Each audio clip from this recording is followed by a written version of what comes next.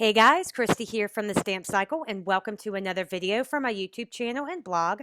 So today's card features some brand new products, brand spanking new products from the 2017 Stampin' Up annual catalog. This catalog releases or launches, if you will, on June 1st. So you will be able to get these products starting June 1st. So the stamp set I'm going to be showing you is called Wood Words. And along with that, I'm going to show you some brand new amazing designer series paper that is called Wood Textures.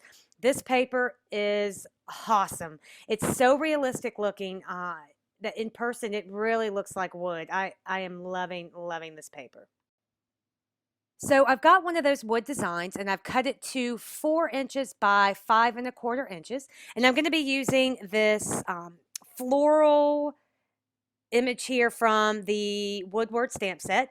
And I'm going to ink this up with Versamark ink and then stamp it about 3 times onto this piece of designer series paper.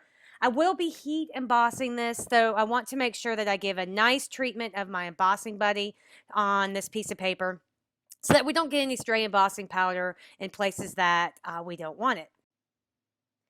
So for this card, I'm going to keep my stamping in the lower right-hand corner. I am going to use this stamp and stamp it 3 times, but I want to try to keep those as much together into the lower right-hand corner as possible.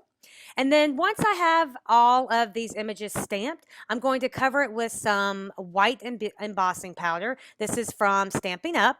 And then I'm going to just use a dry paintbrush to sweep away any embossing powder that is in places that I didn't want it to be. And now I'm just going to heat that with my heat tool. Because this is designer series paper, it's kind of thin. So when you heat emboss on this type of paper, you want to just be gentle with the heat. Don't apply it directly on there for too long or you might burn your paper.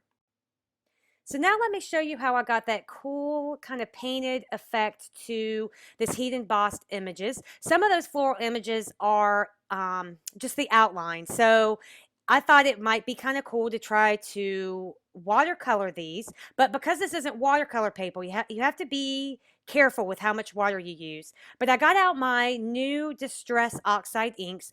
These are different than watercolors because they are opaque. So I thought, maybe this paint would sit on top of this wood grain designer series paper and it would actually color the paper, where I think if you just use plain watercolors, this technique probably wouldn't work with just plain watercolors. But hey, I encourage you to give it a try. So I just got a little bit of water to get the ink moving, and then I just applied that directly onto the images here. I did have to apply about 3 to 4 layers of this ink to really get that color to come through against that wood grain background. This is a dark background, so I did have to do several layers in order to really be able to see that color.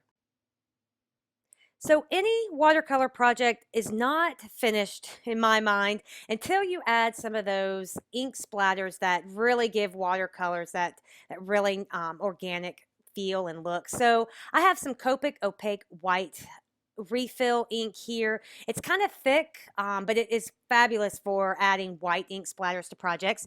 So I just put a tiny dab of it onto this acrylic block, added some water, and then just flicked that onto the watercolor panel here. And because I'm impatient, I went ahead and just set that white ink splatter with my heat tool so that I could continue on and finish the card. So I have another new product to show you here. This is how I got the hug sentiment. These are the new Lovely Words Thinlits, and these are super cool. So it comes with three Thinlits here. You have a heart that says lovely in the middle, an oval that says friend, and then the circle that says hugs. So what's cool about these dies is they don't actually cut out that circle or the heart. It just cuts out like the inner piece so that you could use these to make some really awesome shaker cards because it doesn't cut out completely, if that makes sense. I'm showing you an example here just so you can see how it cuts out the paper. So I just cut this out 3 times, and then I just used my paper snips to cut out the actual word hugs from this die cut. And then I stacked those together using some multi matte medium glue from Ranger. And this gave me like the chipboard sentiment effect that's really popular on cards now. My original card had more dimension. I put a piece of craft foam behind that wood panel, but for this card, I wanted it to be flat and easier to mail, so I'm just using my Tombow multi-purpose glue, and I'm just going to apply that onto the back of the wood panel piece. I'm adhering this to a layer of, that is pink pirouette, and then that is going to be added to a top folding A2 card base made out of early espresso cardstock.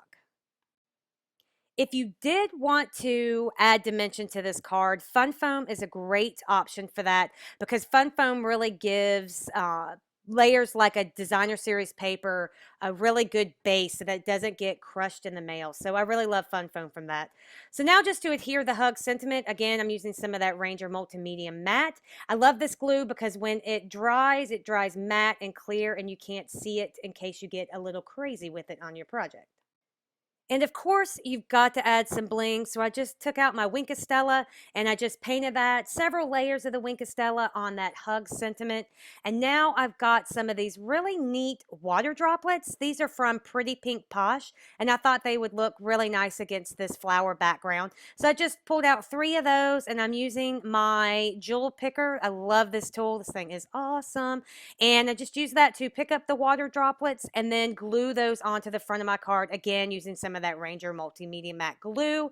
This stuff is strong, so when you adhere things like these water droplets, you really want a strong glue, so that's why I recommend the Ranger, because once that dries, those suckers are not going anywhere.